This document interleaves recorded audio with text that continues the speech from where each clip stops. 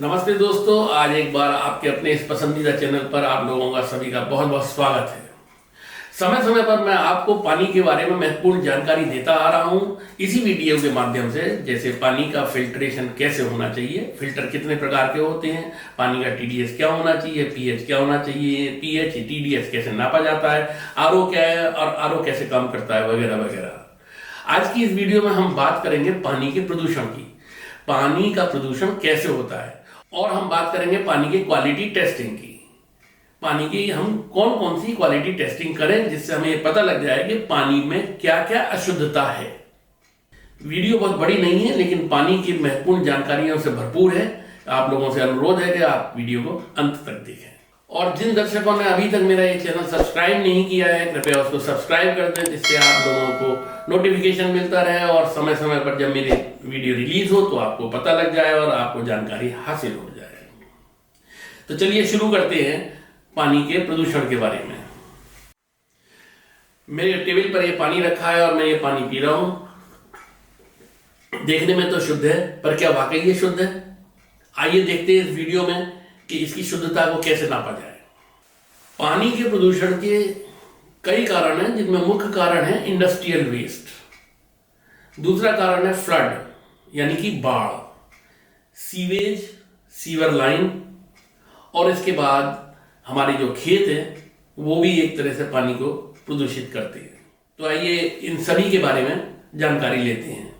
आजकल पानी को पॉल्यूट करने के में इंडस्ट्रीज का बहुत बड़ा हाथ है। इंडस्ट्रीज यानी chemical industries, pharmaceutical industries, electroplating industries और बहुत सारी तरह की इंडस्ट्रीज जिनके वेस्ट में एसिडिक, एल्कलाइन या बहुत सारे केमिकल, बचे हुए केमिकल्स निकलते हैं, वो हमारे पानी को प्रदूषित करते हैं। ये इंडस्ट्रीज वाले लोग ऐसे अपने वेस्ट को सीधे नाली में या फिर नाले में, ड्रेन में, बड़े ड्रेन में या नदी में, समुद्र में, झील में डायरेक्ट फेंक देते हैं और उससे वो पानी में मिल जाते हैं। और वो जब पानी नीचे बैठ करके जमीन के अंदर जाता है धीरे धीरे, तो वो अपनी इन गंदगियों को, इवन जो इंडस्ट्रीज से निकले हुए कुछ हैवी मेटल्स हैं जैसे लेड, आर्सेनिक, मरकरी वगैरह, ये भी धीरे धीरे पानी में समझ आते हैं और नीचे वाटर टेबल में जाकर के जब हम उस पानी को ऊपर निकालते हैं तो वो उसके संग आते हैं और पानी पॉल्यूटेड होता है। पानी को प्रदूषित करने में दूसरा कारण हमारे खेत है। किसान खेत में अन्न पैदा करता है और अन्न की पैदावार बढ़ाने के लिए उसमें फर्टिलाइजर डालता है। फर्टिलाइजर में बहुत सारे केमिकल्स होते हैं और वो केमिकल्स पानी के जरिए जमीन के अंदर चले जाते हैं।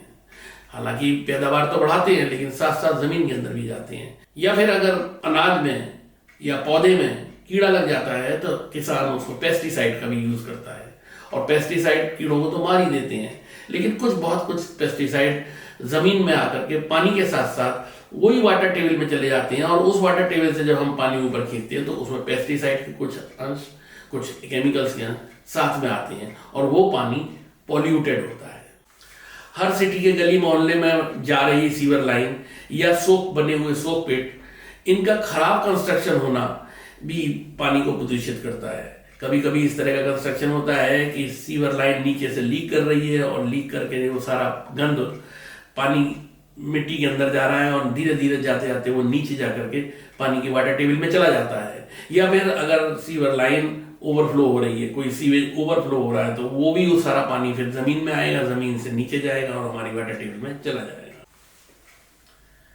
बाढ़ या फ्लड भी एक पानी के प्रदूषण का बहुत बड़ा कारण है। जब शहरों में बाढ़ आती है तो बाढ़ से आने से सारा पानी, नाली का पानी या गंद पानी, एनिमल वेस्ट, कुएं का पानी, पोखर का पानी, ये सारा पानी एक हो जाता है और ये सब पानी कंटेमिनेटेड हो जाता है। ये पानी जाकर के नदियों में या सागर में मिल जाता है और साथ के साथ पानी की जमीन के साथ होते हुए नीचे जाकर के वाटर टेबल में भी चला जाता है। तो मेन कारण यही है कि जो भी पानी वाटर टेबल में नीचे जमीन के साथ जा रहा है वो प्रदूषित पानी जा रहा है और हमारी वाटर टेबल को वो पॉल्यूट कर रहा है। तो इस तरह से ये कहिए कि हमारे पीने के पानी में फर्टिलाइजर के केमिकल भी आ रहे हैं, इंडस्ट्रियल वेस्ट केमिकल भी आ रहे हैं, हैवी मेटल भी आ रहे हैं, फार्मास्यूटिकल केमिकल भी आ रहे हैं, एंटीबायोटिक्स और इस तरह की चीज़ें भी आ रही हैं। जो फार्मास्यूटिकल कंपनी का वेस्ट है वो भी आ रहा है।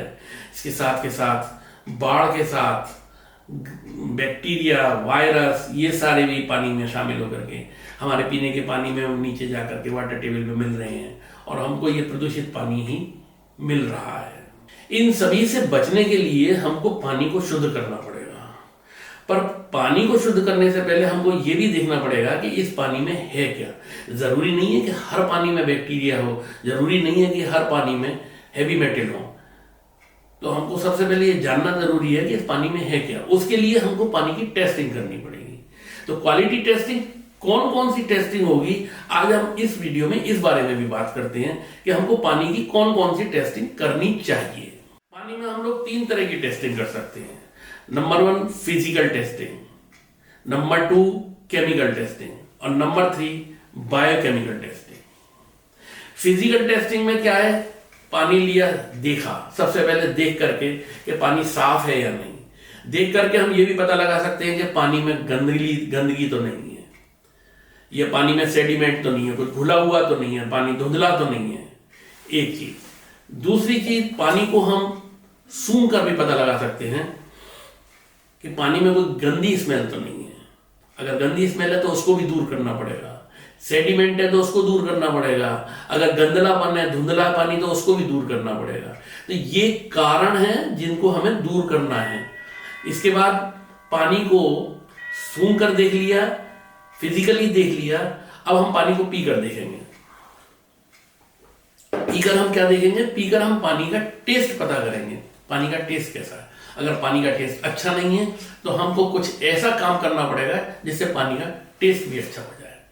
तो ये 3 तरह की टेस्टिंग, तो इस तरह की टेस्टिंग है जो फिजिकल टेस्टिंग में आती है, पानी देखकर, सूंघकर या पीकर। दूसरी तरह की टेस्टिंग है केमिकल टेस्टिंग। केमिकल टेस्टिंग में हम देखते हैं पानी का पीएच क्या है, पानी का टीडीएस कितना है, पानी हार्ड है या सॉफ्ट है, पानी में बीओडी क्या है, पानी का डीओ क्या है और पानी का एफसी क्या है। सबसे पहले लेते हैं पीएच को। पानी का पीएच कितना है, यानी कि पानी एसिडिक है, न्यूट्रल है या एल्कलाइन साइड में है। पानी के पीएच के बारे में मैंने पहले एक वीडियो बनाई है जिसमें मैंने पूरी जानकारी पीएच की दी है, पीएच क्या होता है और पीएच कैसे नापा जाता है पानी का। वैसे हमारे पीएच, पीने के पानी का पीएच 6.5 से लेकर 8.5 तक होना चाहिए।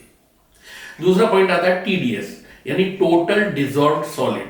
पानी में जो घुले हुए सॉलिड्स हैं वो कितने होने चाहिए। इसकी मात्रा 300 से 500 तक हो, पीपीएम तक हो तो अच्छी, ठीक है। अदरवाइज अगर 500 से ज्यादा भी है और आपको पानी पीने में ठीक लग रहा है, पानी का टेस्ट आपको बुरा नहीं लग रहा, तो भी आप पी सकते हैं, क्योंकि गवर्नमेंट के हिसाब से 2000 टीडीएस तक का पानी पिया जा सकता है। तीसरा पॉइंट आता है हार्डनेस, यानी पानी हार्ड है या सॉफ्ट। हार्ड और सॉफ्ट पानी की पहचान बहुत आसान है। अगर पानी साबुन से झाग बनाता है तो पानी सॉफ्ट है, और झाग नहीं बनाता है तो पानी हार्ड है। पानी की हार्डनेस भी 2 तरह की होती है, टेम्परेरी हार्डनेस और परमानेंट हार्डनेस। टेम्परेरी हार्डनेस को तो पानी को हम बॉईल करके खत्म कर सकते हैं, लेकिन परमानेंट हार्डनेस को दूर करने के लिए अलग उपाय है। BOD means biochemical oxygen demand, यानी पानी में जो जंतु रहते हैं उनको भी ऑक्सीजन की जरूरत पड़ती है, उस ऑक्सीजन की कितनी डिमांड है, कितनी मात्रा है, ये बीओडी से पता लगता है। दूसरा होता है डीओ, यानी डिजॉल्व्ड ऑक्सीजन, पानी में ऑक्सीजन कितनी घुली हुई है। एक है पानी में ऑक्सीजन कितनी चाहिए, यानी बीओडी। दूसरा है डीओ, यानी पानी में ऑक्सीजन है कितनी। तीसरा है एफसी, फ्री क्लोरीन, यानी पानी में क्लोरीन कितनी है। म्युनिसिपल कॉर्पोरेशन वाले या जल निगम वाले जब पानी को सफाई करते हैं तो साफ करने के बाद उसको बैक्टीरिया मारने के लिए उसको क्लोरीनेशन करते हैं। क्लोरीनेशन का क्या होता है कि क्लोरीन की स्मेल आती रहती है। अगर क्लोरीन ज्यादा है तो वो अच्छी नहीं है, तो उसकी भी हमें टेस्टिंग करनी चाहिए कि पानी में क्लोरीन की मात्रा कितनी है। तीसरे तरह की टेस्टिंग को हम कहते हैं बायोकेमिकल या बायोलॉजिकल टेस्टिंग। बायोकेमिकल या बायोलॉजिकल टेस्टिंग में हम पता करते हैं कि पानी में कोई बैक्टीरिया तो नहीं है, अगर वो बैक्टीरिया है तो वो कौन सा बैक्टीरिया है, उसको कैसे हम खत्म कर सकते हैं। वायरस तो नहीं है, वॉर्म्स तो नहीं है, एल्गी यानी झींगा या काई, ये तो इसकी मात्रा तो नहीं है। इन सब बारे में जानकारी करके इसको हम पता करते हैं इसमें क्या क्या चीज है, और उसको फिर खत्म करने के लिए उपाय ढूंढते हैं, और वो उसके बाद पानी शुद्ध होता है। तो ये थी जानकारी पानी के प्रदूषण के बारे में और पानी की टेस्टिंग के बारे में। प्रदूषण कैसे होता है और उस प्रदूषण में क्या क्या चीज आ सकती है पानी में, और फिर पानी की हम टेस्टिंग कौन कौन सी करें जिससे हमें ये पता लग जाए कि पानी में क्या शुद्धता है। और फिर पानी की शुद्धता देखने के लिए आपको ये टेस्ट करने हैं।